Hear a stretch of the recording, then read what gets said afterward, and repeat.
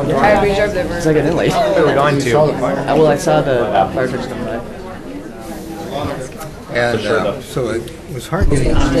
Okay, ladies and gentlemen, I think we'd like to get started. We have a rich program and a full program, so I want to make sure we maximize our time. Welcome to the Woodrow Wilson Center. My name is Jeff DeBelko. I'm fortunate enough to direct the Environmental Change and Security Program, and on behalf of my colleagues, and particularly our President and Director, former Congressman Lee Hamilton, it's our tremendous pleasure to continue our series on the next 10 years in population health and environment programs.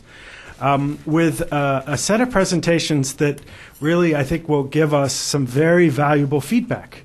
When I say us, it's kind of an inclusive community of people who are working on these programs, but also folks who are coming to these issues for a first time, perhaps from a single sector approach, and you're interested in things, programs and analysis that are more integrated, trying to bring these issues of population, health, development, environment together. And so that's what we're about today, where we've called it Population Health Environment Programs, Assessing the Past, Planning the Future. As many of you know, this is a series of programs and a topic that we have focused on for a long time here at the Woodrow Wilson Center with the generous support of USAID's Office of Population and Reproductive Health. And in fact, it's some of the programs funded from that office that we're going to hear about today with our guests who've participated in assessing some of those programs, as well as ones done by World Wildlife. And so it's a real opportunity for us to learn from folks who've taken a hard look at what some of these programs are doing. Just a word about the Wilson Center. We are, as many of you know, the nonpartisan, non-advocacy forum that's the formal memorial to our 28th president. So we try to bring together the worlds of practitioners and scholars reflecting Wilson's legacy as somebody who was distinguished in both of those arenas. The Environmental Change and Security Program is in its 14th year, again trying to bring those different communities together, but also making it just a little more complex by trying to bring the development communities, the health, the population, the environment communities together, and adding a little foreign policy and security policy just to make it that much more complex. So it's our pleasure to have this session, to be able to webcast it live and then have the video archived, and to have some of the people here on the forum also contributing their words to some of the publications we have. So we urge you to take from their presentations today and be able to follow up in greater depth in some of our published online and hard copy resources. So let's turn to the program, and I'll stop talking, and our guests can start. In the order that they're going to speak, we have Lori Hunter, who's come out from the University of Colorado in Boulder.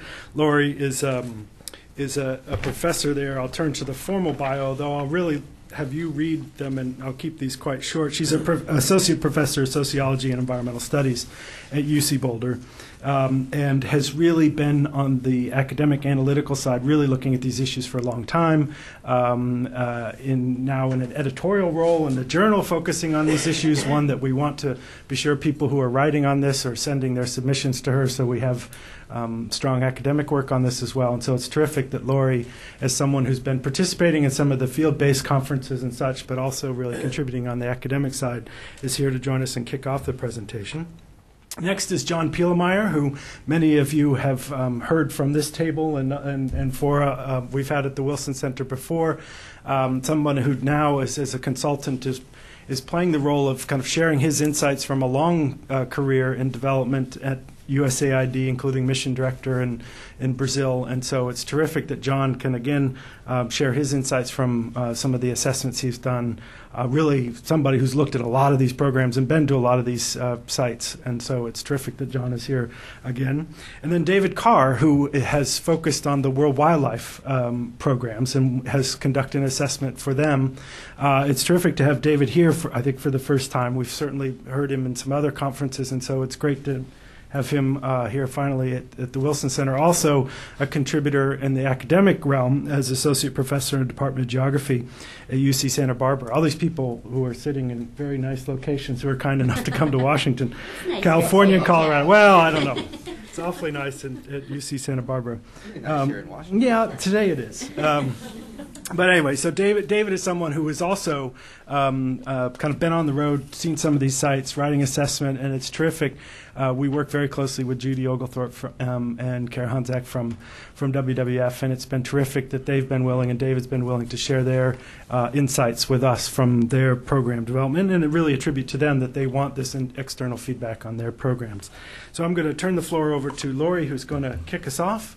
And we'll go through the presentations, have time for Q&A. When it comes to that, I ask that you wait until one of my colleagues brings you a microphone so that people who are watching online can hear your questions as well.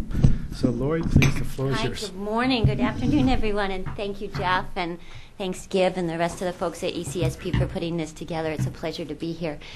I am charged with giving kind of a foundational talk first, and then we'll participate with John, and I'll take off my noisy bracelets, in talking specifically about the USAID projects. But first I wanted to give a brief overview of PHE, and I know there's kind of varied levels of experience with PHE in the room, so for some it'll be repeat, but I hope for some it'll be new. So I just called it Exploring the Connections, and this is what I'll do over the next 10 minutes. Present kind of a conceptual framework to help think about the specific projects that we'll learn more about in a few minutes, offer an illustration of a particular PHE project, give a rationale for PHE. Why is it that folks think that this integrated approach to development is best or better or has added value? Think about the foundations of these integrated development programs, and then offer some conclusions, all in only 10 minutes. I am going to try. That's right. All right. So first off, pop health and environment. Clearly three really important dimensions of well-being, and these particular integrated programs working to kind of identify the linkages here. So what about those linkages? Certainly if you're concerned about the environment, population matters, doesn't it? One really basic example, sorry about that. This is a map, a spatial representation of the distribution of population across the globe. Don't worry about the numbers on it. Look at the boundaries. The boundaries are ecological hotspots, so areas where biodiversity is very high. And the brown shading is population density. The main point being a lot of places that are ecologically diverse are experiencing population pressure. They're not all white, are they? I mean shaded white. They're not. There's some brown areas there. So keep in mind where those brown areas are. Concerned about health. If we're concerned about health and well-being, certainly the environment matters. Clean water, a pretty obvious example, right? With regard to that, here's another spatial distribution. This one, coverage of the world population with improved sanitation.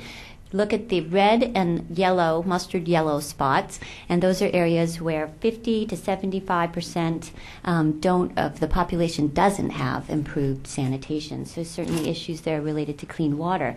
If you think about the map you just saw, a lot of them overlap where there's population pressure, also lack of sanitation, also biodiversity hotspots. So we're kind of zooming in on what PHE projects look like. Concerned about population issues? Well, certainly health matters, doesn't it? Think about population health linkages. Healthcare access obviously shapes life expectancy and quality of life. Access in many of these very places that have been highlighted on the last couple of maps is often constrained, including reproductive health services, a key piece of PHE programs. If we think specifically about reproductive health, about 70% of married women in high-income settings make use of contraceptive services. If we look at these charts from UNFPA, about a quarter to a half in portions of Africa, so suggesting that there's a tremendous amount of unmet demand.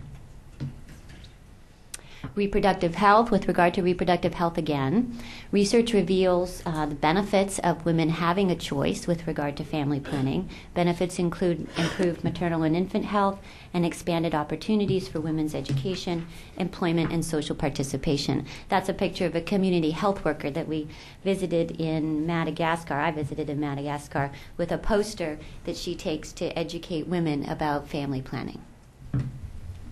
So there's the three linkages, the PHE programs trying to identify the overlaps and really work at where they come together, all three of them, intersection there in the middle. So let me offer now a specific illustration. Some of you, I understand, just got back from here, those that were lucky enough to go to the last meeting in the Philippines. But this is from the Philippines, a place where there's tremendous population pressure in certain parts of the country, doubling by 2040. Health issues for sure, high rates of malnutrition, and on many island communities with very little access to health care, or virtually no access to health care, and an environment that's characterized by high levels of biodiversity and endemism. This is the particular project. It's a World Wildlife Fund example, so maybe David will talk more specifically about it. It's on the island of Pielemeier, a community called Rojas. Several different project components were embedded within this effort. One had to do with reproductive health, so bringing health services and reproductive health services specifically to communities in this area. The reproductive health portion of the program included family planning action sessions where they talked about family planning and the options available, and also community-based distributors, so actually the provision or the facilitating the provision of supplies. This is one of the family planning action sessions. I thought this was neat. It was the way that they talked to couples about the integration between population and the environment. And this is a woman who acts as a community health worker and a community-based distributor of commodities, family planning commodities. And another one with her happy face in her bag. The project also includes conservation elements, so they did some ecological assessments of the marine areas around these communities and are working to establish protected areas. So you see both the health and the environment combined. And this is just, they're doing some really detailed spatial mapping. This is actually an alternative livelihood program that's funded by a different group, but they're farming sea cucumbers to try to take some of the pressure off of the fisheries. And this is the dugong, which is part of the motivation in endangered species. In other PHE programs, you might find microcredit efforts to facilitate alternative livelihood strategies. So trying to pull some of the pressure off the environment by allowing people to create other ways of making a living. You might also find advocacy, efforts to use the media to increase public and policymakers' awareness of these population health environment linkages.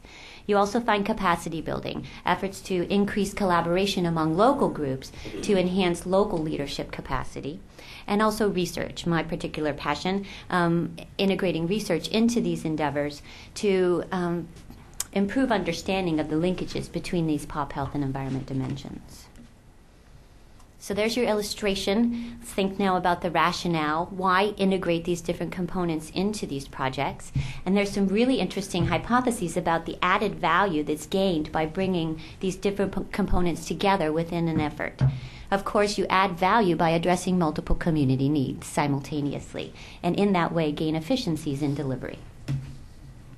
A very interesting hypothesis that I think has yet to be tested sufficiently is that you may add value with regard to reproductive health efforts by opening the doors to conversations about reproductive health with a couple of interesting communities, one being men, right? It's suggested that men may want to talk about or be interested in talking about family planning if you relate it to, say, for example, in the Philippines, fish.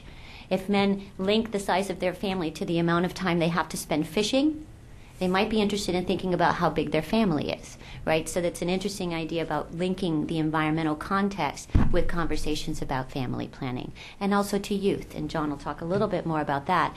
But it appears as though when you're talking about sustainability of particular practices for generations, you may engage youth.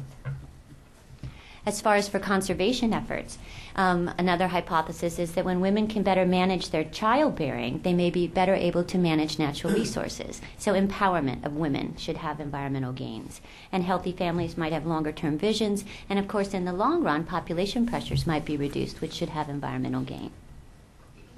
Another interesting rationale, a moral rationale, and we heard this from a lot of folks, it seems it's the right thing to do. Right? PHE programs often target the most remote, the most marginalized communities. So in that sense, it just feels as though there's a moral sort of rationale for these kinds of programs. A quick note on foundations.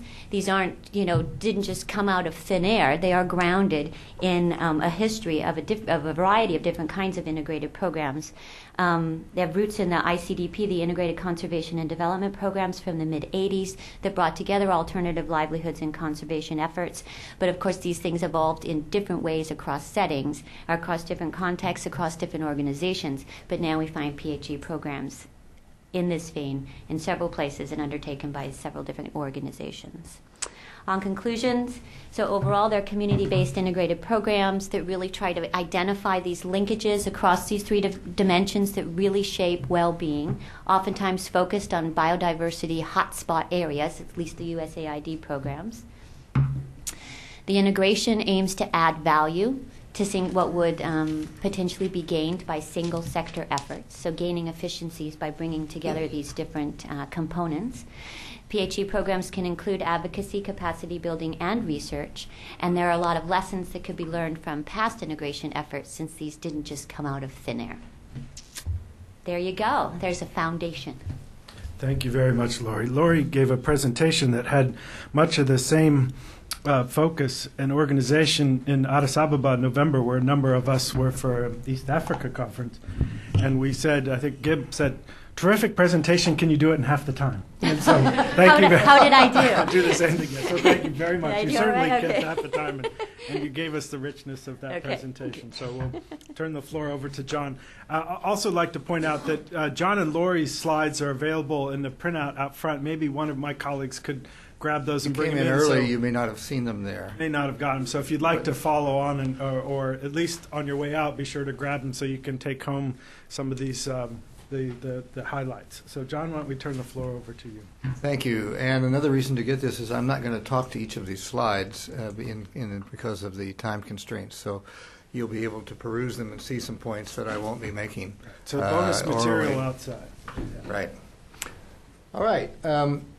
Well, we are going to discuss briefly some of the key findings and conclusions from an assessment done of USAID programs. Lori and I conducted this with Robert Lang, who is, raise your hand, Robert, in the back of the room. Robert wasn't able to travel overseas with us, but he was a major team member and provided great support for us. And if he can correct us in the Q&A session if we do things that are wrong. Let's move ahead to the next slide, and essentially just rushing through these, the objectives were fairly traditional objectives of a new program. This for USAID was, after 5 years, what have we accomplished? Should we continue these programs? And if so, how should we continue them? The how, in terms of future options and strategy options, we won't be able to discuss here today because it was a separate sort of USAID-only procurement-sensitive document. We'll touch on some of the broad themes that I think are interesting in their own right and hope to get some discussion going. I understand there may be an RFP coming out in the summer in which the USAID will let people know what they've decided to do with our options, I suppose. Next slide. The program is basically broken. You can't read this very well, but basically it's broken down into three groups. Traditional USAID sort of logical framework and strategic approach. One section that focuses resources on field projects, that's IR1. The second one focuses on technical leadership. And the third focuses on support to aid missions and to organizations in the field to make sure they can do what they want to do. Here is a map that shows you the locations for the programs that were funded by USAID and that were carried out. That we looked at these either in person or with materials we received. If you add to this the Packard Foundation assessment I did for them a couple of years ago, we would probably have a total of something like 50 project sites now where PE, or population environment, or population health environment, has been carried out. So we have a rich enough basis for, I think, making determinations on what works and what doesn't work. All right, we're now going to move on to reviewing some of the results and our conclusions. I won't go into great detail.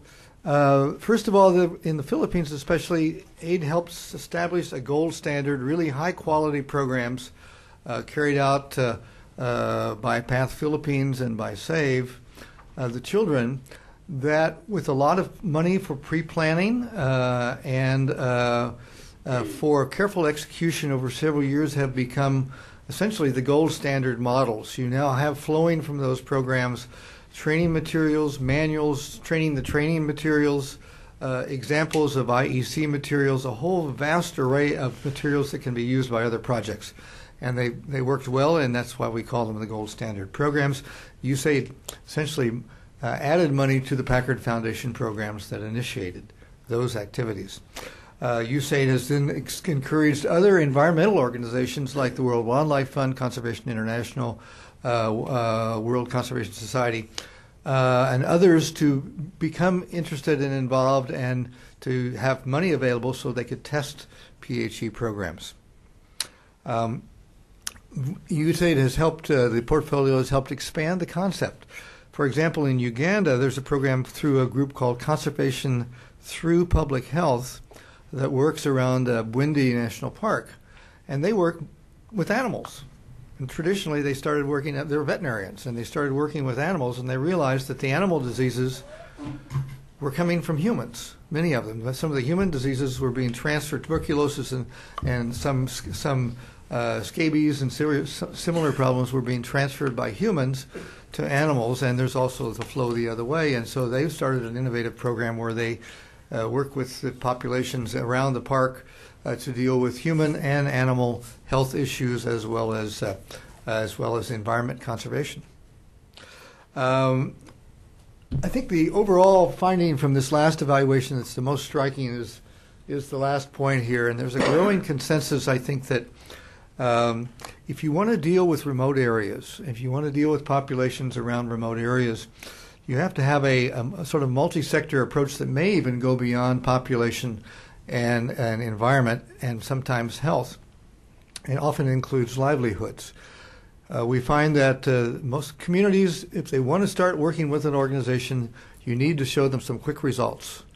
Quick results are translated through often health interventions where they can see results quickly, or livelihood interventions where they can see their wealth, essentially something improving in their income levels rather quickly. Conservation interventions come slowly. The results come fairly slowly. It might be years before they see the real results of a major conservation effort. Although some conservation activities obviously have fast results. Similarly for family planning, you do see some results in a year. If you're not pregnant and you continue working on the farm, you've seen a result there. In the longer term, in terms of the population density and pressure on a protected area, it takes longer to see those aggregate results. But many people we talk to say the main thing is we have to build trust. We need to build trust with these communities, and so anything we can do as part of an intervening organization that builds trust with us, World Wildlife Fund or Conservation International or Jane Goodall Institute, allows us to gain that trust, and over the longer term we can work towards longer term objectives. Next slide, please. I think this evaluation determined that most of the initial findings about value added for women, more women involved with environmental activities, value added for men, more men involved in family planning activities than you would find in single sector programs, are reaffirmed. Also, the programmatic value added, that is, it's more efficient, more cost effective to carry out a program with one implementing agency rather than several. You can have one delivery agent, one person who can deliver basic health messages and can deliver basic conservation messages. We have found that works with people who are relatively modestly trained, perhaps high school graduates and certainly with college graduates. So that there's a lot of cost savings in these programs. I won't go through all the rest of these slides. Essentially, for environmental organizations, it became clear on this evaluation that they really need to have health specialists fairly closely attuned to their program, either through a partnership or in their own organization, so that the health and family planning providers in the field have someone to go to answer their questions fairly quickly. We found a disturbing tendency to reinvent the population health environment wheel, recreating IEC materials, not taking advantage of the gold standard materials. On the other hand, they weren't always available to organizations when they started their programs. Now, as Lori will talk about a little bit later, these materials are readily available and accessible to any organization that wants to begin a population health environment program. We looked in the Packard Foundation. We found two major weaknesses. One was uncertainties. in part because they're new programs. They're in their first generation. How well can these programs be sustained, and how can you scale them up? Happily, these last visits to the Philippines found that the sustainability issue seems to be dealt with fairly adequately without donor resources in the Philippines, simply because local governments have resources they can allocate, and people are demanding that these programs continue, and local governments are providing resources for them. And so the sustainability issue seems to be resolved, can be resolved, where you have decentralized programs where local governments have resources they may choose to allocate for a population health environment. Scaling up is still an ongoing issue. I know USAID and other donors want programs that can be shown, that can be scaled up.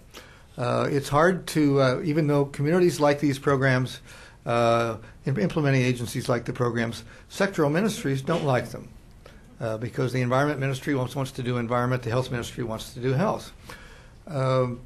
The scaling up is more likely, it seems, to occur where you have monies that are passed down to regional authorities or through block grants to local governments, and there they can allocate money on a decentralized, multi-sectoral basis, and that's where scaling up is most likely to occur.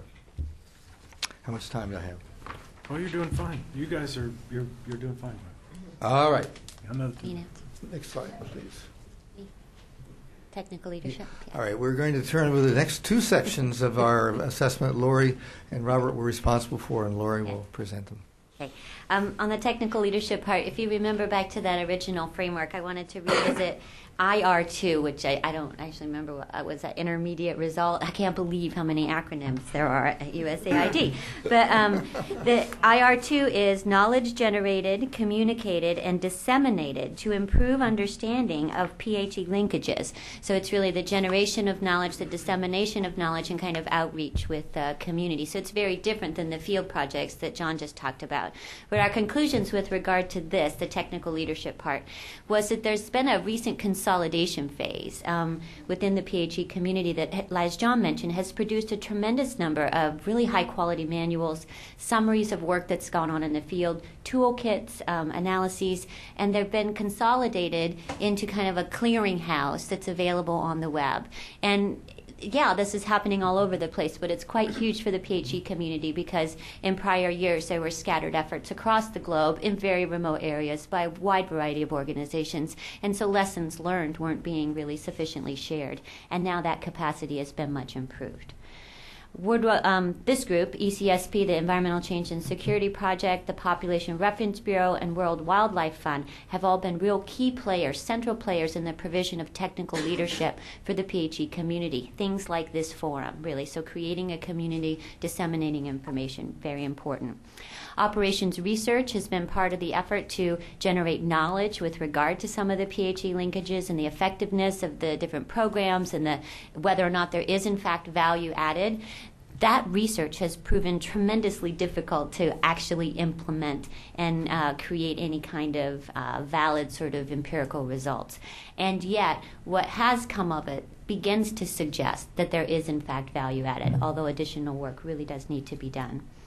We argue in the in the assessment report that technical leadership activities, that's TL, because we had to make acronyms too, could be strengthened through strategic linkages and really the creation of partnerships that work towards common goals. Like I said before, there's been some scattered efforts, and really now time to create a community that works towards a very strategic sort of expansion phase, and that is in fact happening, so it's exciting to see. The third part of the assessment was field support, and Robert took the lead on that part, and so it was really providing support to the field projects that John has already described. So that's kind of the third part. It was IR3. So I'll speak to that. So I'm taking Robert's stuff here. The PE Fellows program, which I think several in this group were actually PE Fellows, was operated initially out of the University of Michigan.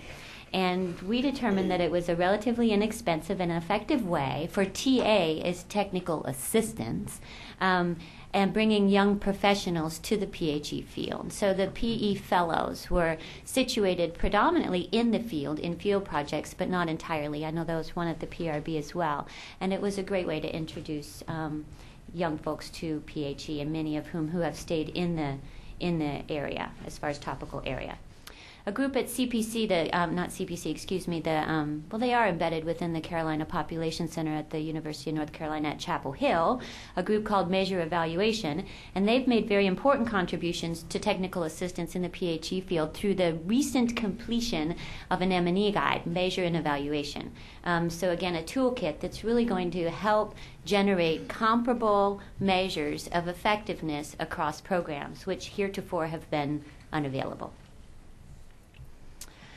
A growing number of USAID missions appear interested in PHE programs and methodologies of integrated program development and implementation, although PHE does remain relatively unknown within USAID and across some other missions too. As far as the one question we were asked was the portfolio, USAID's PHE portfolio's impact on the broader PHE field. And so to kind of get to some of that, what we did was talk to folks in these other communities, like donors and foundations and academic audiences that we thought should perhaps be familiar with PHE, to find out if in fact they were. And unfortunately, we found out, in fact, many of them weren't. So there didn't appear to be a tremendous amount of impact, broadly speaking. But we think that's because it's a relatively new form of integration, and there hasn't been a strategic effort to advocate to those communities. So it's certainly an opportunity, right? I'm a glasses half full kind of gal. So it's an opportunity for outreach. John. I'm going to skip basically over these next three slides, if you'll have them in the handout, to talk about country-specific results in the Philippines and Madagascar, and then in a few other countries. In Philippines and Madagascar is where the programs really were focused for both the Packard Foundation and USAID. And what's clear from the success in both countries, for example, in the Philippines, several people here are just back from a conference where literally thousands of people gathered to talk about population health environment together with representatives from probably hundreds of local governments and other and hundreds of additional PVOs and NGOs. It's a movement that's very strong, and the three elements that have made it work are pilot programs that show results, an advocacy program that brought together people to help build a network, and sometimes a virtual network, of folks that were supporting the idea of moving these programs forward and working with policy issues at the national and local levels. And thirdly, a set of training and support in terms of training and so that people learned more about the activities and also became more skilled in dealing with them. Those three components really are most essential also in Madagascar for success, and the middle component didn't go so well there, and that's why they're not quite as successful, the advocacy component.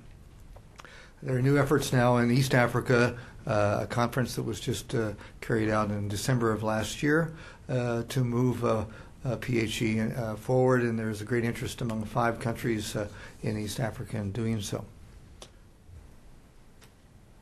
We found that for the family planning community, the advantage here is that you're building relationships with organizations that you didn't work with before, such as environmental organizations, sometimes with groups like World Neighbors or CARE that are multi-sectoral organizations. Even relief organizations can begin to provide and work with family planning services, whereas they might not have done it under other circumstances. You also have found that this let me look back what we've got there. It allows family planning services to reach populations that typical family planning services would not reach. Even through social marketing, there are certainly remote and isolated places where you're just not going to find health organizations or family planning organizations getting the money to go to because it's not cost effective. You can work through environmental organizations where it is cost effective for them to work with these areas that are in that have biodiversity threatened. So they're going to be there, and working through them appears to work very well for family planning organizations and health to meet health objectives as well. So the next part of this is talk about the barriers and challenges for the future. There are some key problems. One major problem is the lack of funding. The Packard Foundation no longer has a specific initiative for population and environment. Many of the foundations have moved to have drawn in their programs to work on sort of sectorally based activities or certain regions of the world only. USAID is the major donor involved with population, health, and environment at this point. Why is it that people and organizations are not grabbing hold of this concept? It's basically, that shows that you can get results at the community level for several sectors in 1 to 2 years in a cost-efficient way. Why wouldn't that be attractive to folks who want to work in poverty alleviation or trying to deal with equity concerns with populations that are just not getting services at all? Well, maybe it's the name. Maybe the population health environment name is the wrong name. Maybe the program should have a different focus, focusing on equity. One topic, one possible name is the Next Mile program, where you're basically trying to reach out to groups and populations that you haven't been able to touch with any program, really. How do you deal with, maybe it should be looked at in terms of greenhouse and basically in terms of global warming, which seems to be a hot topic now, and a lot of funding flowing that direction. It has certain advantages in dealing with problem resolution and security issues. Perhaps it should be or could be repackaged as a security program or an anti-poverty program. Maybe the name is getting in the way. Okay.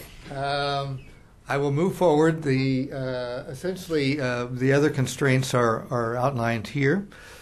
Let's move forward to one of the major ones for AID is the fact that funding is stovepiped, and that, for example, if you use environment funds now in Madagascar, you're not supposed to use them for health activities or for family planning activities. So you have to have both environment funds and family planning funds and health funds to be able to carry out a program. And that's a bureaucratic difficulty in pulling those funds together.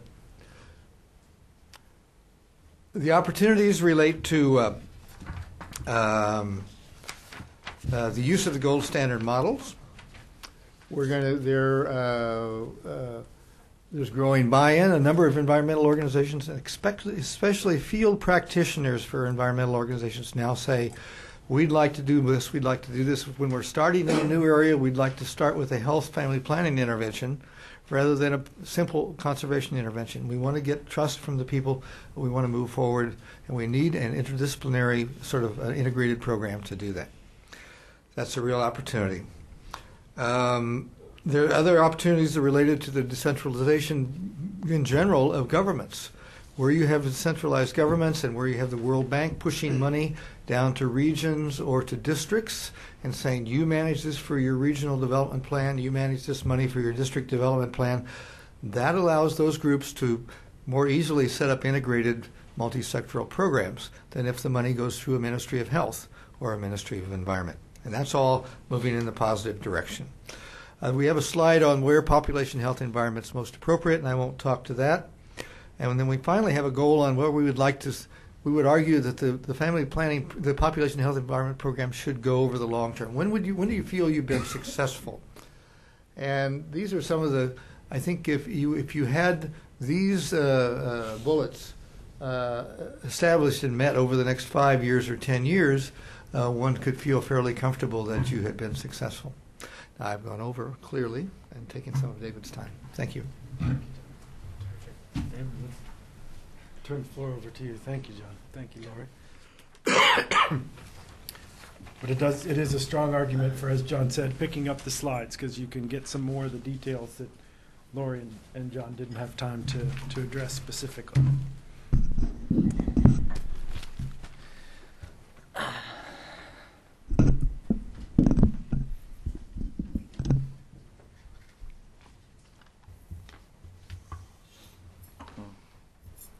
much time do I have? Well, we're doing fine, that kind of 20-minute round. All right. So having accepted the charge to evaluate the progress made, can you hear me back there? Okay. Having accepted the charge to evaluate progress made in the population and health environment projects, yes? You're raising your hand? Okay, sorry. I thought you were raising your hand. Okay. Let me start over. Having accepted the charge to evaluate the progress made in the population, health, and environment projects sponsored by World Wildlife Fund, I pledge to remain objective and unbiased. Of course, we all fail at this, so I feel compelled to communicate to you the extent to which I was impressed with what I saw. Despite sometimes tenuous support at national and regional levels, invariably program directors and field workers were tireless combatants for the PHE mission. What was accomplished with limited resources is a testament to their persistence, creativity, and unwavering passion for people and for nature. They do not engage in this work because it is easy. They do so because they believe it is right. So their commitment, courage, and caring in the face of overwhelming obstacles should be acknowledged here first. And of course, none of this would be possible also without the generous giving of USAID and Johnson & Johnson.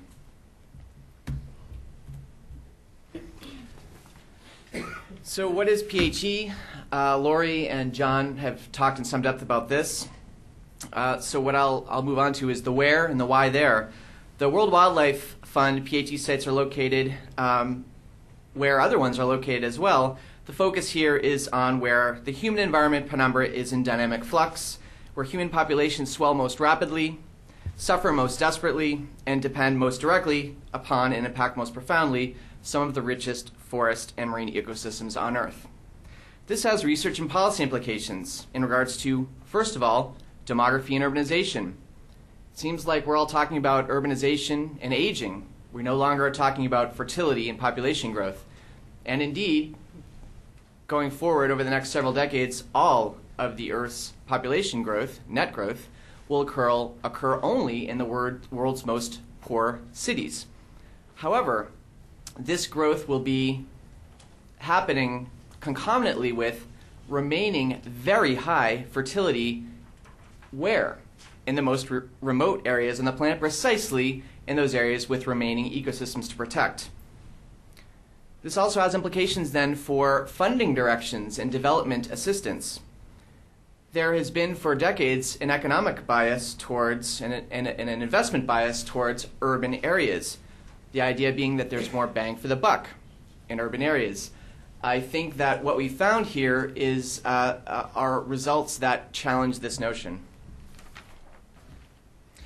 So how is this done? Funding. This is modest funding. We're talking about a range of $40,000 to $8,000 a year for each country for a timeline of 3 to 5 years. The quality of funding is also important. How are the funds spent?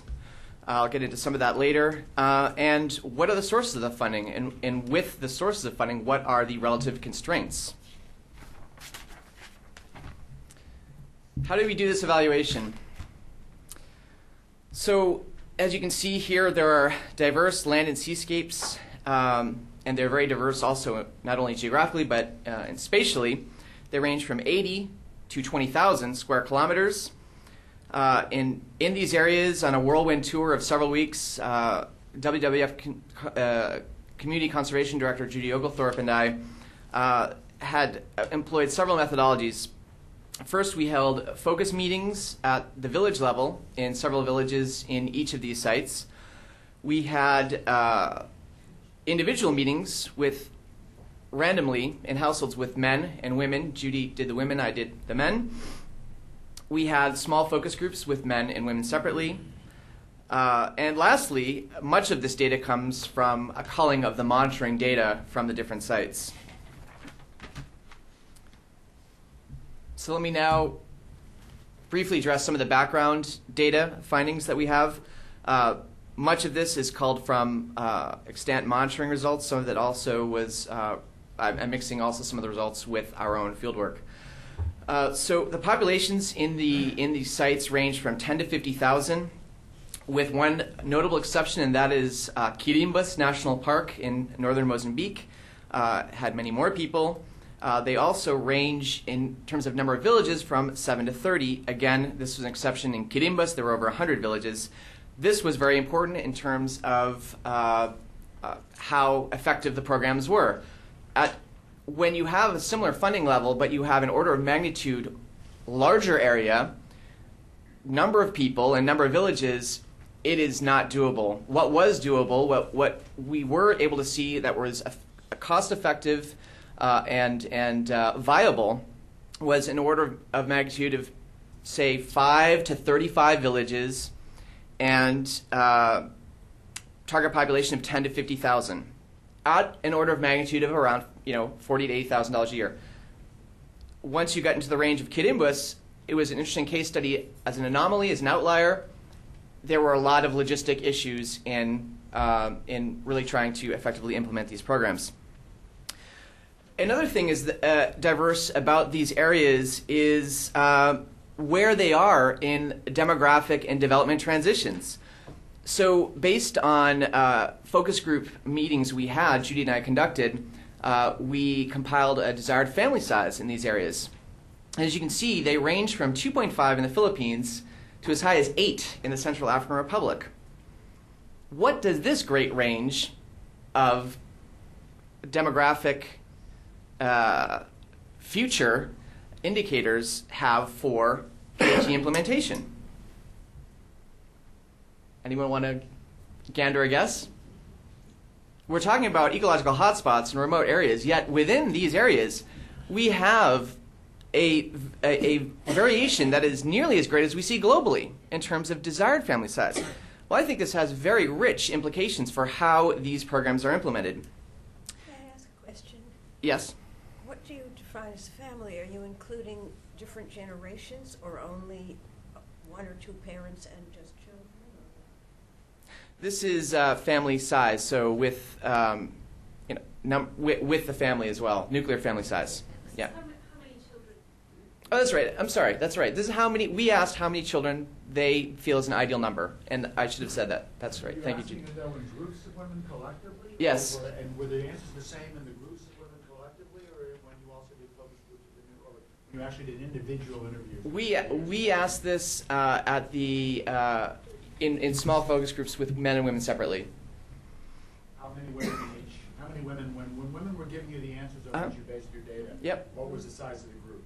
That varied from place to place. So the range was, say, 4 to 20, for an example. So in terms of implementing PHE programs, I think it's important to realize that, we mentioned livelihoods before. Here, livelihoods is very important. When people use contraception, there's a supply side and there's a demand side.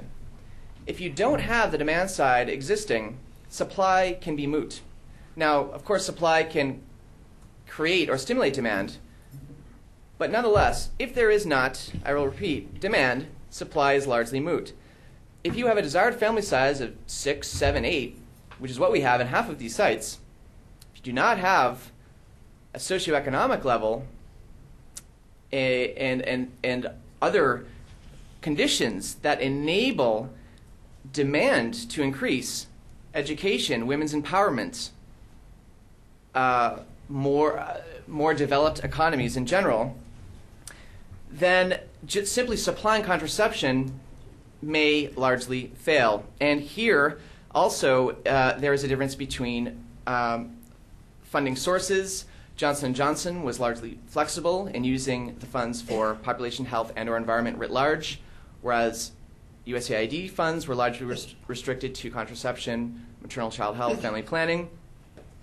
And again, in areas where there are not the accompanying conditions that are a prerequisite to creating demand, this may not be the best way to go.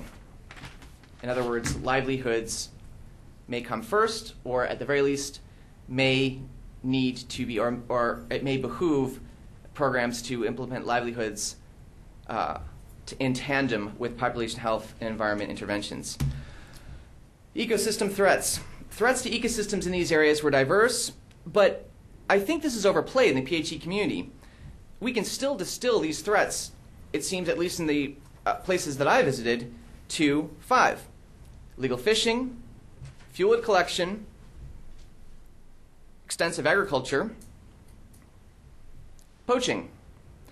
I think this has implications for monitoring and for standardization of monitoring, for doing something like extending the DHS or other extant sources of survey data to include data that is we can access, that we can acquire, that is cross-comparable. In terms of PHE interventions, the human population and health needs were also diverse, yet again, still can be distilled into a handful of themes, and they are, in terms of environmental interventions, is there a reserve established? Now, human needs, water, clean water, livelihood interventions, food security. These are basic things that were in demand in these regions, and it seems are capable of synergistically empowering the other 2 outcomes, population health and environment. Now, why were these interventions done in certain places and not in other places? Unlike the ecosystem threats that are largely based on the resource base that's available, here, interventions that are necessary are more complex, right? Because they're based on socioeconomic systems, not simply environmental systems. So, where was a reserve established? Interestingly, new reserves are being established where there are already fishing sanctuaries.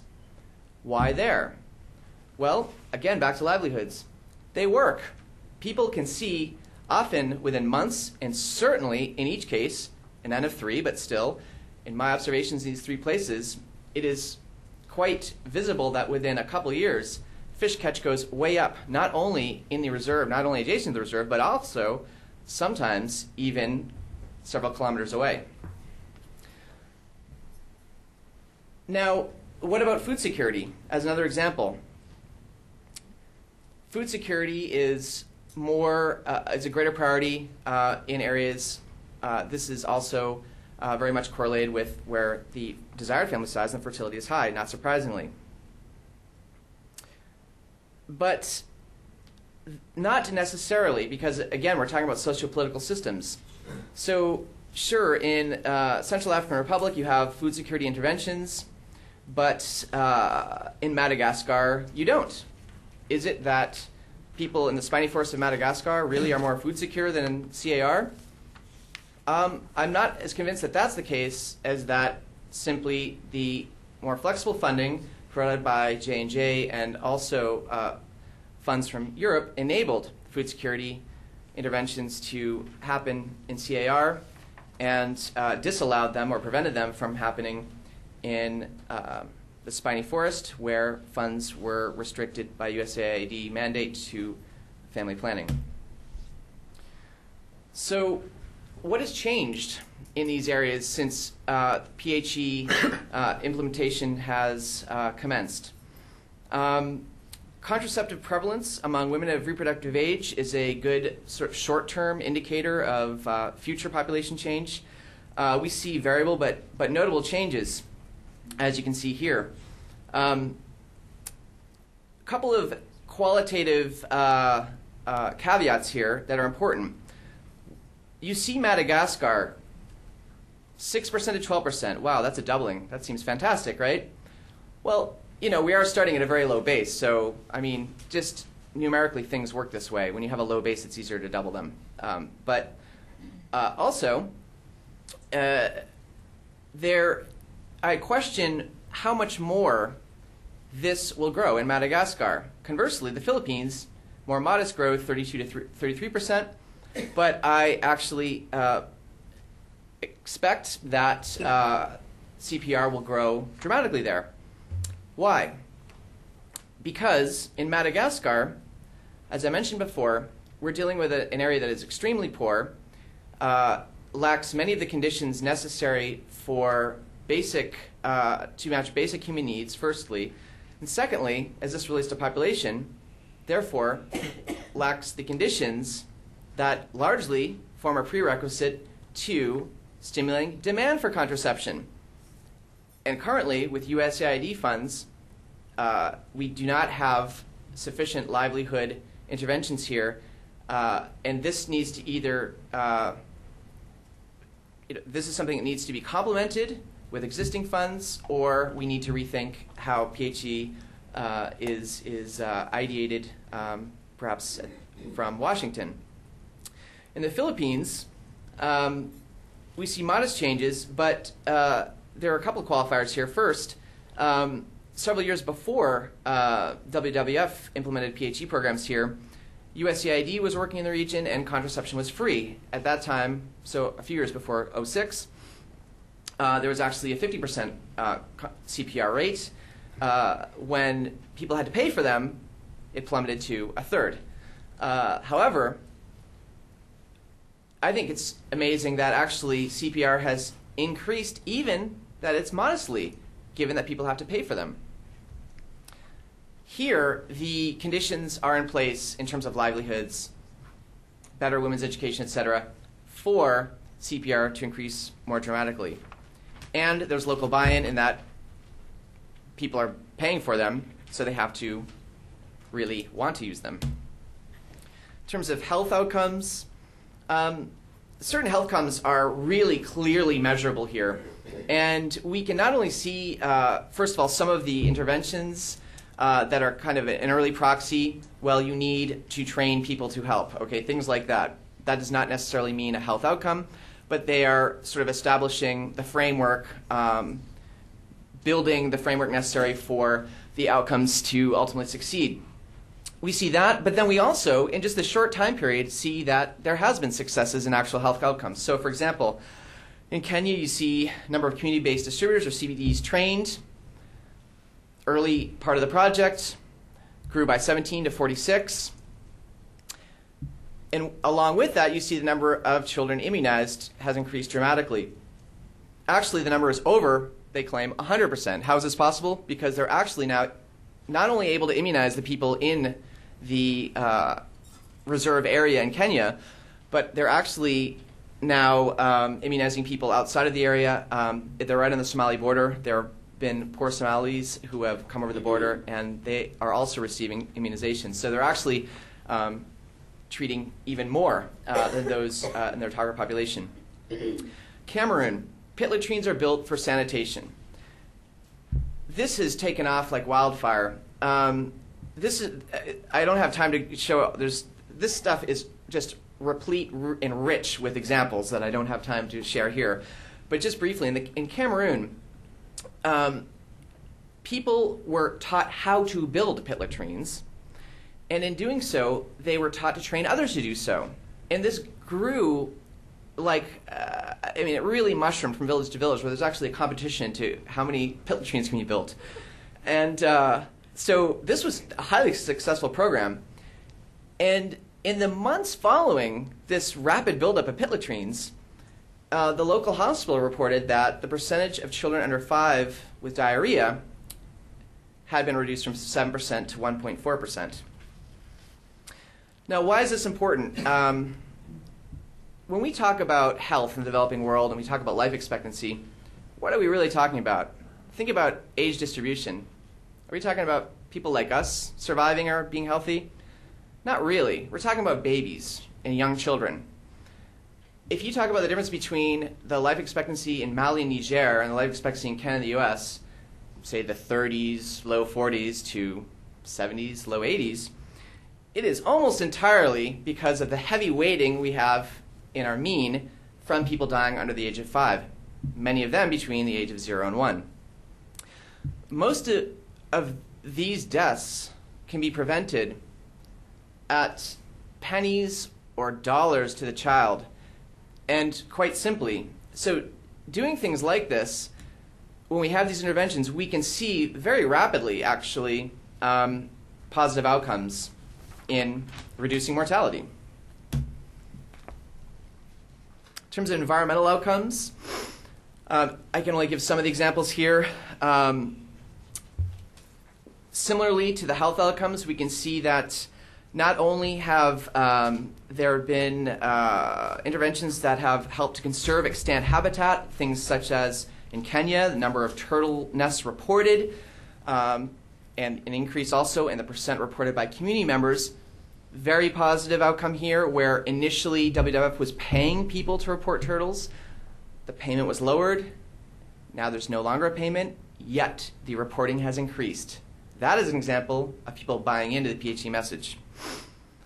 But then also, there have been interventions that have helped prevent human impacts on ecosystems, such as percentage of registered fishermen in the reserve using ... This should say sustainable fishing gear. Number of boat patrols conducted for illegal fishing, number of apprehension cases, etc. And we see similar things in Madagascar. Users of fuel-saving stoves has increased, while impacts on the forest ultimately are attenuated by tree nurseries, trees planted, hectares of forest under community management increasing. I only have a few minutes left, so I'm going to go on to some lessons learned. Monitoring. We currently have minimal quality and quantity of data. We need to monitor over time because time is necessary to observe many of the measurable results, particularly with population. Some of the environmental ones can be seen more readily, particularly in marine systems. Terrestrial systems take longer. Health interventions we can see quite immediately, sometimes in months, certainly in years. Population outcomes can take even decades. Okay, so we need to monitor. And now, how they interact among each other, definitely we need many years to measure this. Also, so that we have compelling statistical argument, we need repeated measures over time. Standardization is important, so we want to try to use the same variables across space and time. There's a lot of discussion that, well, this is pretty easy to do on the population health side. We kind of standardize these, but on the environment side, it's much more difficult. Yes, I agree, it is much more difficult. I'm a geographer. I mean, definitely it is more difficult, but as I described earlier, I think we can pigeonhole these things into several environmental outcomes / impacts, and we should. Now, what's not measured currently? Some things that are very important to measure, such as goodwill. So one thing that happens that's very important in the PHE synergy here and value add is that by providing people with health care, they feel that you value them, not just animals in the forest. And people will come out, right, and say quite, not very thinly veiled in their comments that, before I thought WWF cared more about the elephants than about us. But we're people. Should we matter more? You come in with health intervention, and people think differently about where your priorities are. But in a more nuanced way, there can be other synergies. Improved health can enable better conservation. It can also enable more environmental destruction. This speaks to the importance of having a solid education, PHE, communication message. Also, with improved resource management, think, for example, in agriculture, more sustainable intensive agriculture, you can improve nutrition. This improves health, loops back up, can also enable better conservation, and also in itself have less of an impact on, for example, a forest ecosystem when the farming is more intensive. Livelihoods. I've said this before, you cannot do PHE in isolation from livelihoods. Why? A couple big reasons. To sell the PHE message, you need to talk about it. It needs to be framed in terms of livelihoods. The park director in Kenya was very big on this, and he was, I felt, very effective in saying, I don't talk about population health, environment, I talk about your livelihoods, how to improve your life, how to improve your income, and your quality of life. These things do not need to be disaggregated and divorced from each other. If we believe they're synergistic, then we have a responsibility to be consistent with our message in the field. Not just for selling it, for doing it, it's important. Remember, these are the poorest areas, among the poorest areas on the planet. People are living on dollars a day or less. They're living off what? Primary extraction of resources. So their interaction with the environment is very intimate. They don't have a lot of leisure time to do conservation as a hobby. If they're going to do it, they're going to do it very integrally with their livelihoods. And then lastly, for population outcomes, as I mentioned before, some of these places that are at the very earliest stage of the demographic transition, if they don't have their livelihoods taken care of, the whole construct for developing demand for contraception is very tenuous indeed. Partners, incredibly important. WWF or cognate organizations are not, will probably remain to choose not to be health experts. They need to partner. WWF does not pretend to compete with ministries of health, so partnering is incredibly important. Where there are partnerships with Ministry of Health, we see that their places are on a road to sustainability more than in others. Community capacity, very important. Partnerships are necessary for building constructive PhD programs, but they are insufficient conditions towards sustainability. Community capacity also needs to be built. Why is this important? Again, when we think back to pennies per capita, mortality can be reduced such that you have a life expectancy going from 40 to 60, literally with pennies to dollars to the person. And the great elegance of these interventions is that it doesn't take rocket science. We know what they are. They're pretty simple, and people in the field can be trained to do them. And by doing so, you also create sustainability in that these people can then train others in their community to do it. Champions are extremely important. We were currently observed that champions, in having one or two people that put their interests, rather the interests of the program ahead of their own, people with charisma and credibility in their local communities, these people were catalysts for project success and expansion. And there was one amazing example of this, a woman named Doña Aida in Quirimbas. Her energy and commitment to the program not only was a catalyst for the establishment of new marine reserves, but actually in and around Quirimbas, but she then has traveled throughout Mozambique helping other communities to establish marine reserves. As the park director at Quirimbas said, in reference to Doña Aida, you need to find that one person who is passionate and will put the interests of PHE before her own. You need to support that person and let them loose. Technical support, very important, where we saw it, such as with Save the Children in their PHE program, training the WWF staff in Rojas. We saw great success and a lot of things that could be sort of learning, teaching mechanisms that could very fruitfully be applied in other areas, where conversely, where there was not this training, you had very clearly less efficient process for outcomes. But WWF, I think, is going to need also, and probably other organizations as well, greater internal capacity. In the case of WWF, there's a half-time right now technical director while we're talking about expanding these programs. I'm not sure how sustainable that is. Bang for buck. I'm a geographer, so I think geographically. First of all, most remote areas on the planet, what about access? I mean, there's a reason these places have really poor population problems and health problems, right? The Ministry of Health basically is not there, or is maybe de jure but not de facto there. So one thing that WWF has done is facilitate transportation. Access to the sites is important, and that can be a comparative advantage perhaps of WWF or other partners. But geography is also important in terms of scale. So I mentioned that at the level of $40,000 to $80,000 a year, we see most of the areas having between 5 to 50,000 people, 5 to 30 villages. And we see great outcomes, generally. Where we see an outlier, we see problems. And that was the example of Quirimbas. Okay, lastly, moving on, looking forward, sustainability. A few of the projects are likely to be sustainable after a few years, and many others are not. Largely, this has to do with, in my opinion, is there sufficient intervention in livelihoods, either at a baseline or in complementary to the PHE efforts.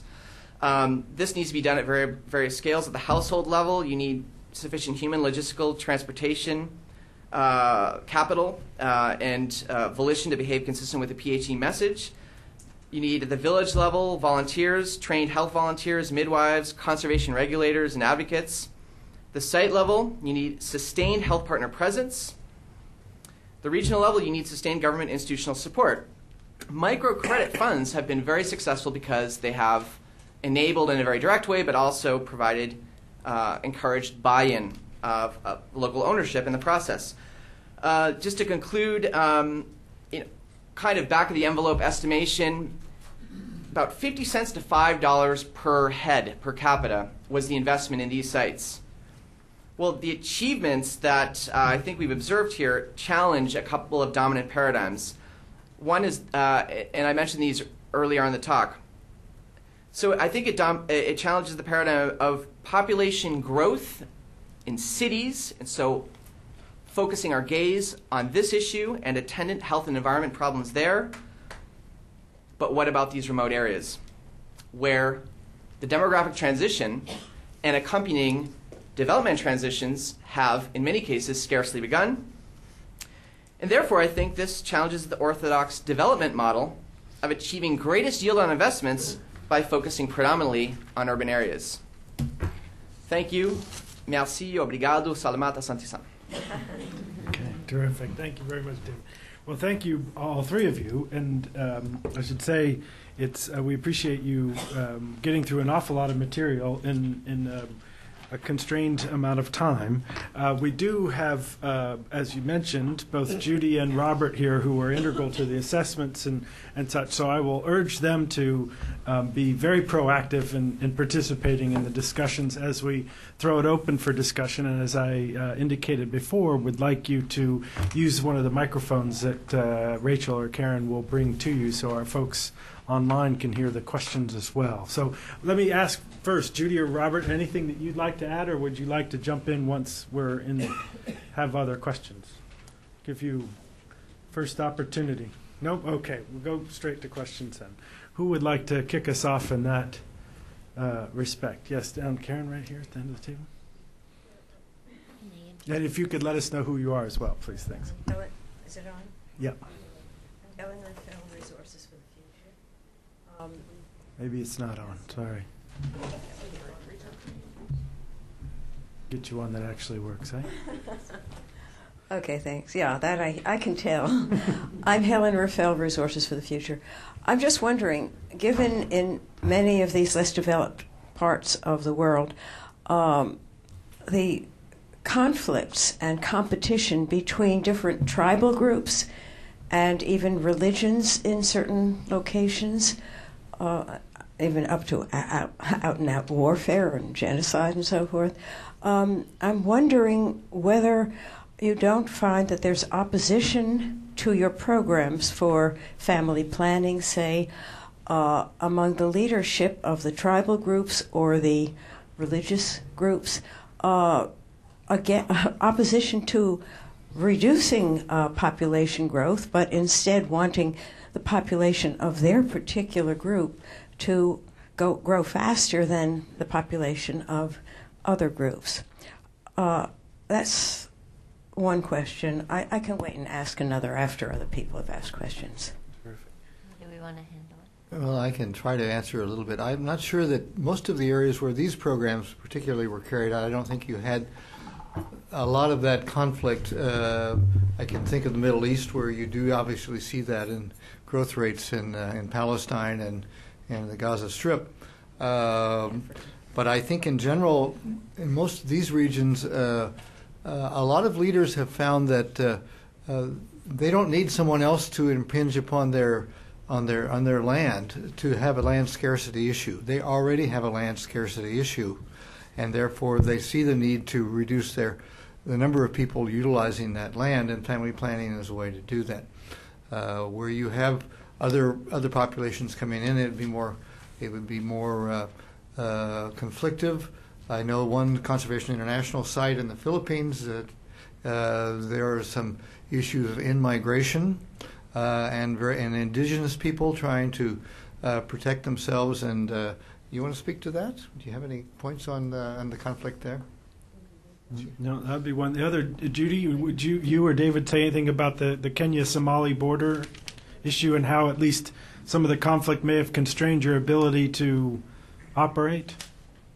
Well, I was going to, I do invoke Kenya when I think of your question, not so much because of conflict, but because of the religious issue. The Kiunga Marine Reserve in coastal Kenya on the Somali border, it is predominantly Muslim, and because of this, there is because of the area that is predominantly Muslim, there is opposition to family planning. Most of the imams in the villages are opposed. Men, if asked, will respond that they are opposed, or at worst and at best are indifferent. So how do we have interventions here that are working? Through the creative and crafty stewardship of the local WWF park director. He has worked, again, really invoking livelihoods, and how fewer children is better for your household economy, better for their health, better for their education outcomes. But he has largely done this carefully over time through women's groups, such that, and I'm very curious to go back to the site because I don't know what the outcome will be. But in the early term of this project, talking just a year or so, a couple years, the adoption of contraception by women has gone from virtually nil to the majority of women using contraception, despite opposition from imams and from their husbands. So essentially, women are using contraception, and they are not even telling their husbands. In fact, they're not even telling necessarily their close friends, yet the majority of women are using them. Now, it'd be very interesting to see how this develops, but it seems to me that while this has occurred, there has been a shift among men from being staunchly oppositional to indifferent to the use of contraception. If I could add one more point and one more example that I've just remembered, in the Democratic Republic of the Congo on the eastern side, which is where there's a heavy population density. I think it's the densest region in the Congo, in DRC. Jane Goodall has a PhD program there, and family planning has boomed. It's taken off. It's an extraordinary demand from the women there, and I think the men are not getting in the way, in part because they realize that they need women's labor to do agriculture production, and having a child gets in the way of that, and having a sick child gets in the way of that as well. So I think there's a much broader, more complex realization of the role of women that men are now seeing in some of these areas. I would add, too, to that in the DRC with regard to the conflict issue, that it's just anecdotal evidence, but I thought it was so interesting and be great to explore kind of empirically the idea that even the factions in conflict understand and appreciate the value of the interventions. And so conflict actually kind of it's reduced during times of kind of access by the field teams. So when people are given safe passage. So we weren't allowed to visit these areas because of the conflict there, but we heard from individuals working in the field that even the warring factions stopped warring a little bit when people were coming to deliver health services. So not examined it empirically, but an interesting anecdote. And I would add to the examples with regard to religion, the tremendous success of the PHE movement in the Philippines, a predominantly Catholic country. So. Mm-hmm. Yeah, I think for those interested in kind of, in some ways, not the grassroots, but the kind of elite use of this discourse, some of the, not so much, well, perhaps now, I don't know, but there's been some interesting stuff done by Colin Cowell on the early 90s conflict in Kenya, where essentially Moi was pitting one group versus the other, saying in part, they're having babies faster than you are, they're coming to take your land, therefore, and then stirring up the conflict and using it as a top-down rather than bottom-up driver in terms of precipitating conflict. Terrific. So Bob Engelman and then Kristen Patterson. I want to try to tie together both this question and comments you all made, because I think it's critical, and I think there's a lot that's misunderstood about the role contraception plays and demand for contraception plays in PHE, and it continues to trouble us. And it relates to what Lori said about people not knowing about this linkage and why people don't know about it and the potential there is for people to know about it. It relates to what John said about this question about how do we frame this intervention, where is the P in PHE, and it relates to what David said, very interestingly, about the wide variation in desired family size and the implications of that for this work. Because I think there's some subtle things happening there, and they're easy to misunderstand. They're easy for us to misunderstand them, and we can be our own worst enemies when we cast this or frame this the wrong way. And I'm probably not going to get this all right because it's kind of complicated, but it relates to this issue of where the P fits in and what we are trying to do. And it relates to this question of who is the client of PHE? Whom are we addressing? Are we addressing the imams? Are we addressing societies writ large? Are we addressing males, females, leaders, elites, top-down governments, or people who actually might be utilizing services and activities that are included in the activities that we're presenting to them? And I think when you actually focus on what it is that women are interested in, it begins to resolve itself. And it's not, you don't get at the question, I think, very easily by asking about desired family size. I think desired family size, quite honestly, is misunderstood even by demographers. And a way I would compare it is that I think it'd be useful if demographers and all of us who work in this field actually designed a survey that went to Americans, affluent Americans, and talked to them about their desired fleet size and asked them how many cars they desire to have in their fleets, because Americans have fleets. And I think you would find that Americans desired fairly large numbers of cars in their fleets. And then the next thing you would ask them was about the timing of their car purchases and under what circumstances do they want to buy a car and when can they afford a car. I think the much more important interest, and what I'm getting at here, is women might tell you, particularly in a group of 20 women where they're conscious of all the other women around them. And I've been in focus groups where women actually conferred among themselves and said, this stranger is asking how many children we want. How many are we going to say? And they agree on that and they say, right, we want this many children.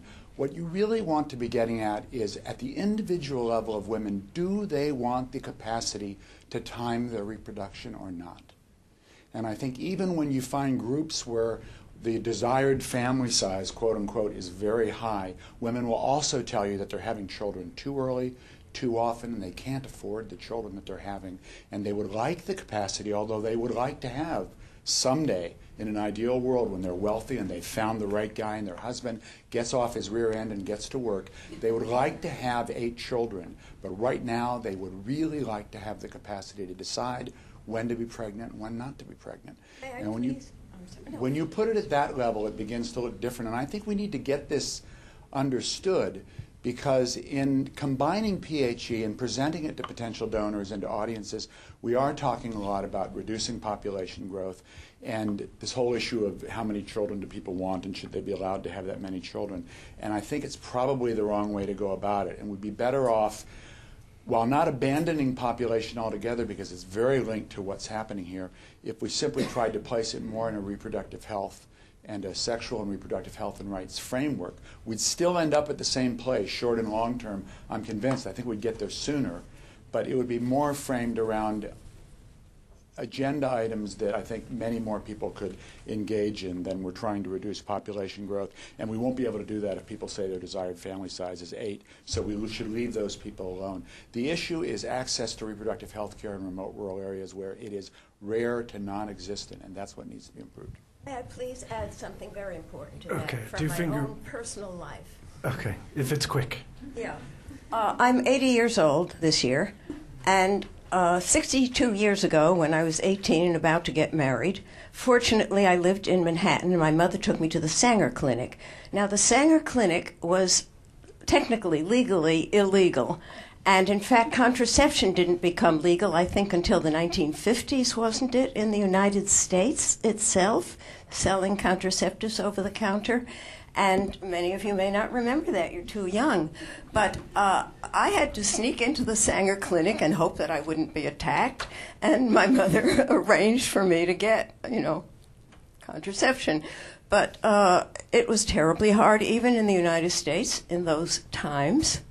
And this was the 1940s. 62 years ago, I was 18. But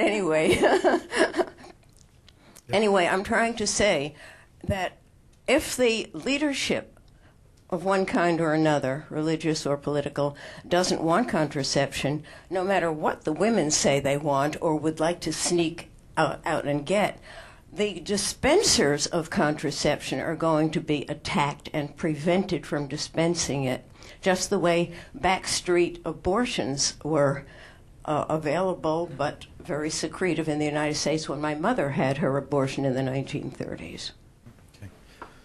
Is that a two-finger, Jason, or on a different one finger? Okay, well, I had Kristen next, and then we'll go up the line here. So, go.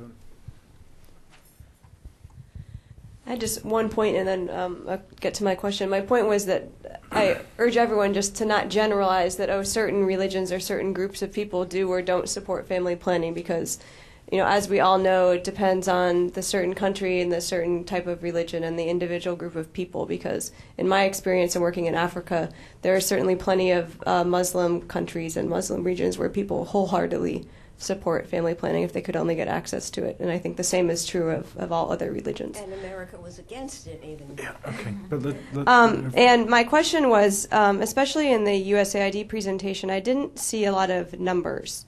And I wonder if you had access to before and after statistics, both for for the population and for the health and for the environment interventions, and if you didn't, if perhaps one of the first recommendations you could make to future projects would be to do strong baseline comparisons.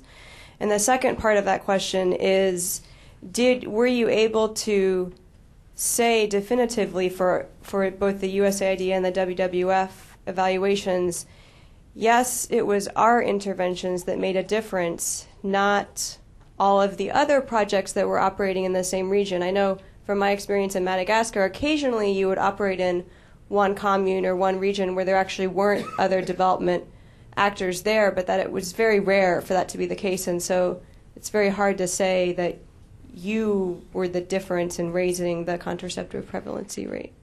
Okay, why don't we give you guys a chance to respond to Bob's comment and Kristen's, and perhaps as part of that, Lori, you alluded to real impediments to achieving operations research, and so if you could, is it money, is it knowledge, is it willingness, is it, what is the explanation for that? And did you want to start off on numbers? I can just say in terms of numbers, this portfolio, the USAID portfolio we were looking at started in 2002, and in those early projects there was not a heavy emphasis on monitoring and evaluation. Activities that have started in what we call the second and third phases of this 5-year portfolio have done a much better job of setting baseline information and having results. And I think in almost all cases from the Conservation International, WWF, Jane Goodall programs, the baselines are there and the data is there. We have up to date, the data we had is in the report. Basically, those projects are continuing, and so that's not final data. In terms of attribution, I frankly think attribution is an overused word. It doesn't really matter too much who takes credit for it as long as it's done. And in many cases, the fact that you had people doing CBDs, contraceptive-based distribution, those were people who were funded probably by AID through the AID money, and I think they had more access than, even though you might have some government clinics that were providing contraception. fact that if you were expanding, it was probably the CBDs that were doing the expansion. So I think frankly, in a practical sense, you'd get I think a lot of this could be attributed to the aid programs, especially since these areas are so remote. Some of them in remote areas of Cambodia, Kenya, the DRC, very remote areas where you don't often have other practitioners and providers of family planning services at all. I have to respectfully disagree with some of the things my partner just said. Because I think attribution is very important in order to be able to design programs that you understand, or appreciate their effectiveness, or you need to know where it's coming from, but that's kind of my own bias.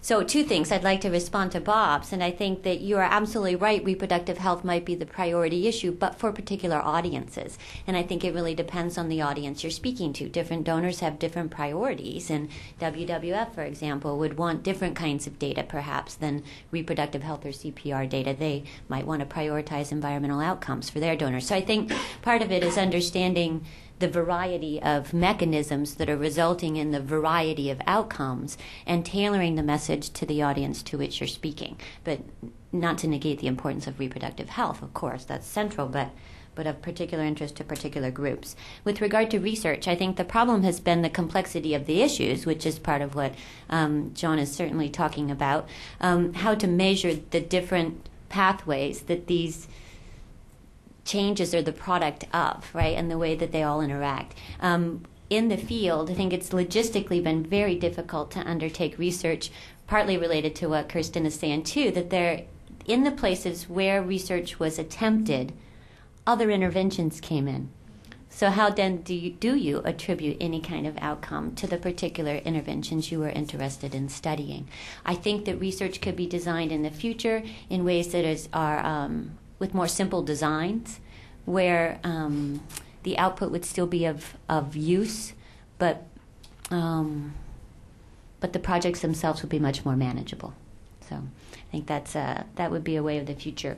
You want to say about availability of the report so they can get the details? Yes, thank you. I knew there was something else. I'm going to put up now a website address where the main body of the report that we created for USAID is available. Like John mentioned earlier, there's a piece of it that's procurement sensitive, that's about some of the recommendations that we made, and that's not publicly available, but the rest of it is on the website that I'll put up in a second.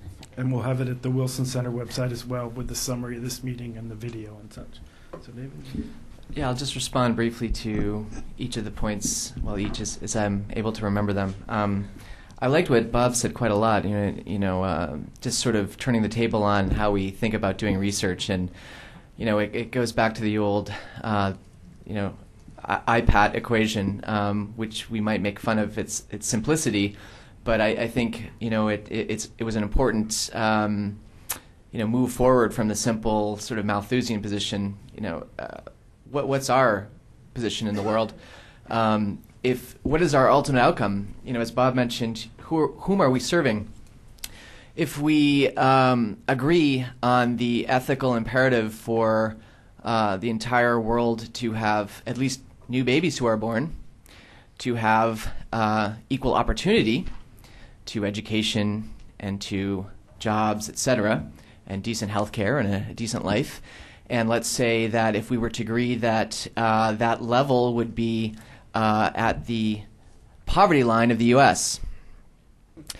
A scholar at Cornell, David Pimentel, calculated several years ago that doing so would allow perhaps 1 billion people to inhabit sustainably Earth based on current technology levels. Now, we've seen that technology has been very elastic, but still, I think we need to think of this broader issue of really where are we going? Half the world is now urban. It's going to be increasingly the majority urban. But with urban population growth, there will be new demands in the environment indirectly through increasing meat consumption, which has approximately a tenfold loss of efficiency and thus approximately a tenfold increased impact on the environment. Whom are we serving and for what purpose? And I very much agree that, and I think certainly the public health community has for several years agreed that a way to approach this is not about population growth. It's not necessary. It smacks of coercion. Given equal opportunity and choice, we see that despite religions, despite lots of variation in cultural and individual desires and ambitions, people tend to have many fewer children if they're given the opportunity. That said, still in the very, very early stages of the demographic transition, as we observe, for example, in areas of the Central African Republic, simply providing contraception without attendant livelihood issues, where infant mortality is about 50%, we see that there really isn't demand for contraception, and there is not a desire to use it. So, and I think a lot of people would agree that there's kind of a moral imperative for just, providing basic food and healthcare, et cetera, first, and then that would initially organically lead to demand. In terms of the religious issue, I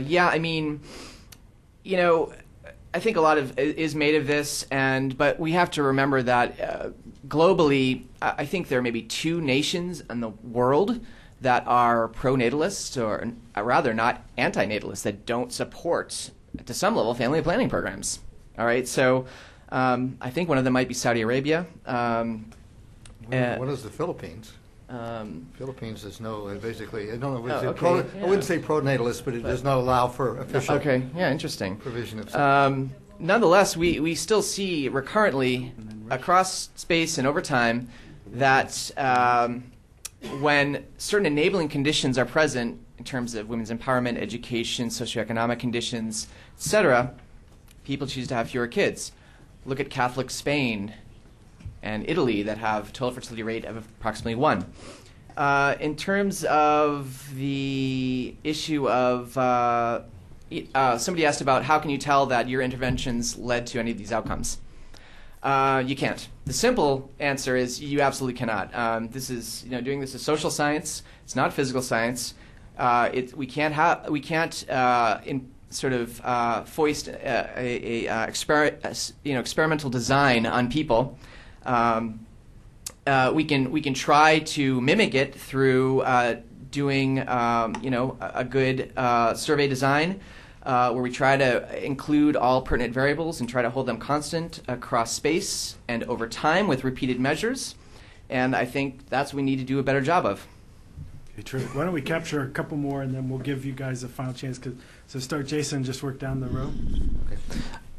I think this is Anya. I'm Jason Bremner, representing Population Reference Bureau. And so thank you for the report on the assessments. One comment that I'd like to share from the Philippines conference is that it certainly was impressive the number of new actors, local government units, as you mentioned, new organizations participating. But I got an interesting critique from one of the funders that was at the meeting, and that was that they recognized that things were scaling up, but they noticed a dilution of content. And so I think a challenge here is, while scaling up the projects, geographically scaling up and including new sectors, you have to maintain high-quality content and technical assistance. A lot of the scaling up is happening through partner organizations, training new people, or just through local government units sort of grabbing the message and running with it. But without that high-quality content, I'm not sure we're going to see results when things actually get scaled up. The other comment was that Latin America, as a Latin Americanist and coming back to the PHE community, I got to say, I want to see some projects in Latin America.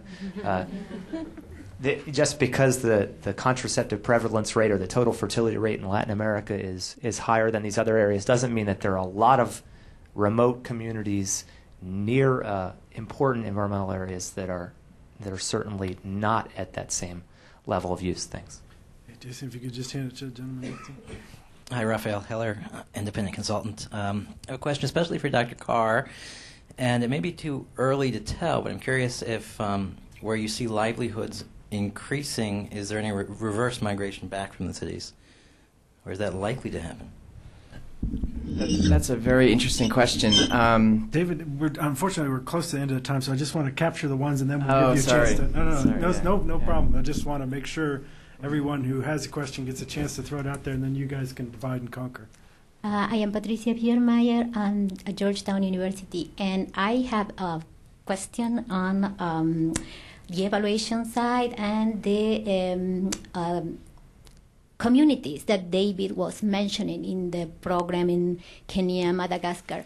What was the selection criteria to actually select those communities? Have you used the same selection criteria for, let's say, Madagascar, for Kenya?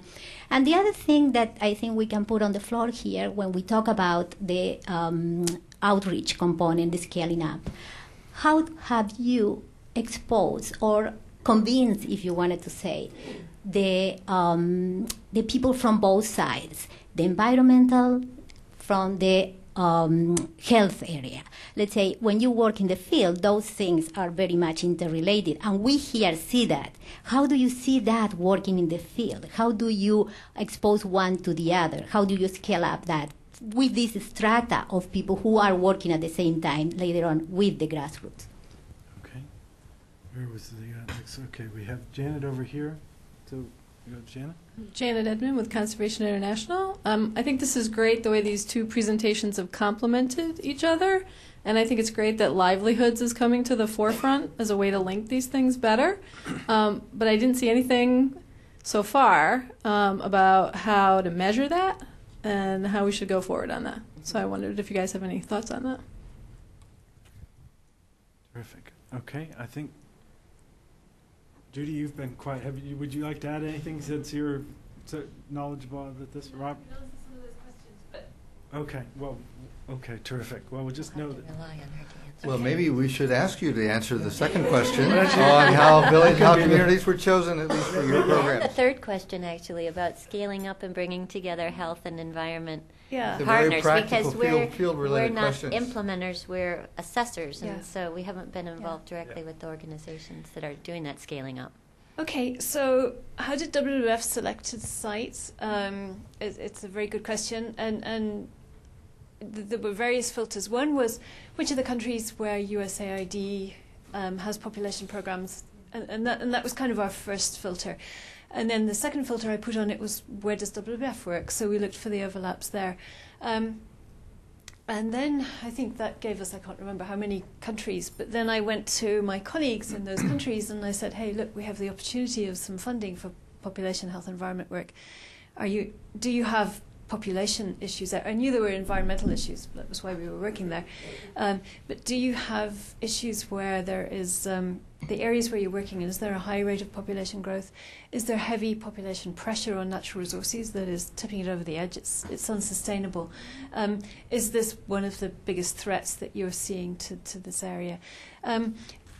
So that was kind of the way I went about it. I have to say that the final selection became somewhat opportunistic because sometimes my colleagues said, no, that's not a problem. Our problem is much more migration. Or we had one case of a country where the mission didn't like, the proposal that we wrote wasn't acceptable to the mission, so that country got dropped off. So it was a bit opportunistic, and I have to say that if I was doing it again now, I would try and do it on a more scientific basis. I would look at we've actually mapped for all of our priority places that we're working in the population growth rates, not just for the country, but for the actual places where we're working. So I would use that. I mean, the top is, I think, Namibia. Oh no, the top is Galapagos, where population is currently doubling at whatever it is, 16 every 16 years with the current rate, and then Congo Basin's 25, Madagascar's 25. So I would prioritize that way, but I didn't have that information at my fingertips before, and plus, this was very new to us, so it was, well, who on earth in WWF will be interested? But I think now that we've got results and we've got a bit of history on it, I would be much more focused and selective and scientific in the selection in the future. Then scaling up all three things at once. This and also maybe on the quality of scaling up as well. I mean, this is a huge issue. And one that we've been discussing within the PHE Policy and Practice Group for a while as well. In fact, our very first meeting was on scaling up. there are various ways to scale up. We can scale up through simple replication. We can scale up through policy intervention. We can scale up through getting health partners to come in and hopefully do a lot of the work. We can scale up by trying to encourage more funding and so on. On this simple replication type of scaling up, there is a huge limitation, which is funding, and for us anyway, that's the number one limit. I mean, obviously, technical assistance is another limit there, but and then that's kind of going to Jason's point. But for us, it's the funding. I think the Philippines is a little bit exceptional because they're it's relatively advanced compared to some of the other countries in its stage of demographic transition. Things are very, governance is very decentralized. Local government units have budgets. They may not be very high, but they do have budgets. So there are opportunities for scaling up by simple replication, going from, barangay to barangay, local government unit to local government unit, which is pretty exceptional. It doesn't happen in many other countries. Mm-hmm. So I think that gets to maybe money isn't so much of a limitation there, but what Jason mentioned, the quality of the technical mm-hmm. assistance, mm-hmm. if there is technical assistance, that becomes a limiting factor maybe. But in a lot of the other countries where we work, we can't replicate without having, another pot of whatever it is, $50,000 or something to go to a new site, to bring in the partners, to provide the transport, to build the capacity in the communities and all the rest of it. So I think there are different models for different countries at different stages of development. So then that comes to, well, what are the other ways that we can scale up? And I do believe that we can do a lot more by encouraging our development partners to embrace this approach. And I'm using the word development rather than health partners in this. I think development partners, for example, Care and Save the Children, have the capacity to work in more than one sector. They may not be working strongly in the environment sector, but they're often working in health and livelihoods and all that good stuff. So I think that there's a good opportunity through them, and if we can build their capacity. Did I answer? I can't remember if I didn't answer everything, but nice anyway. work, Judy. Yeah, okay. Thank you, Judy. And I asked, just had one little point on the livelihoods question. One of the earlier questions was, how do you get the environment and health and family planning people to talk to each other? It encourages all of us to step out of our boxes. And if you looked at basic community-based food security programs or agriculture programs, you find a basic set of interventions that have been carried out for decades that relate to. If you can basically look at fish production and fish farms. You can look at fruit trees that have been in planting. You can look at some basic improvements in planting and rows and quality of seed that lead to major improvements that can be measured through nutritional improvements in the village itself and through sales, because you also want to have a market component typically. So I think that measuring livelihood at that community level wouldn't be that difficult, because I think the measures are already there. They may not be in the programs that we're mostly working with now, but they're in other programs that USAID and other donors are carrying out. I think, too, in addition to the programs, there's a bunch of examples in the academic literature where they've done research to measure things like the diversification of income. So, and then kind of translating that even further into the diversification of household assets as indicative of wealth within a particular context. So we could get you a bunch of examples from there, too. All right. In terms of the reverse migration question, Dr. Heller asked if he thought that, from a conservation perspective, you might have the potentially perverse incentive of sort of pulling migrants to a conservation area by providing these services. Okay, so in terms of observations from this project, we certainly have seen people coming in temporarily to receive the services, not permanent movers yet. I have seen a handful of examples of this in the literature. Yes. I think, though, that it would be short-term, that over time it would actually have a net push result towards cities. Why? Because particularly if livelihoods are are improved and invested in, it would enable people to do what most people are doing, which is going to the cities to even then further avail themselves of livelihood opportunities. Now, in the long run, if you look at, like, say, where Europe and the United States is, this guy Wilbur Zielinski in the early 70s wrote an article, The Migration Transition, where he predicted, he largely got it right, what's happened. Urbanization in the developing world. And eventually, with the sort of relaxation of space, in a sense, the need to be in an office, you can work remotely, as you independent consultants are wont to do, then you have more freedom where you live. And so there are certainly benefits to living in nature also. And we see in the U.S. that there has been a reverse migration to some degree. So over the long term, yes, that could happen in the developing world too, I suppose. In terms of the question about convincing people of the link between environment and health, do people get it?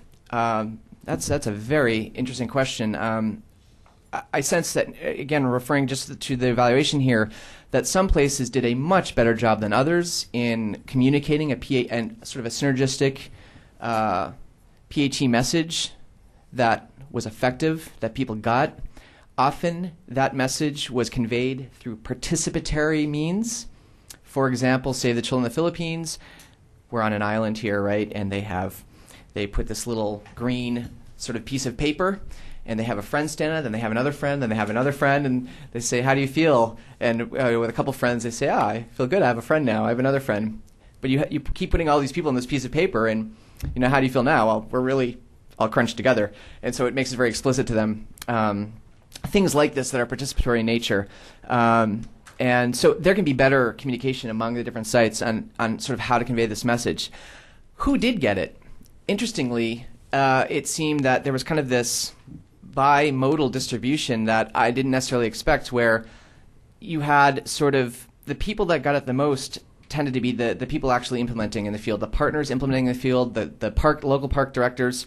And I think it's because, partially maybe because of, rationalization, they're doing it, so they must believe in it. But I mean, I really do think that because they're doing it, they see repeated examples of how these things can work synergistically.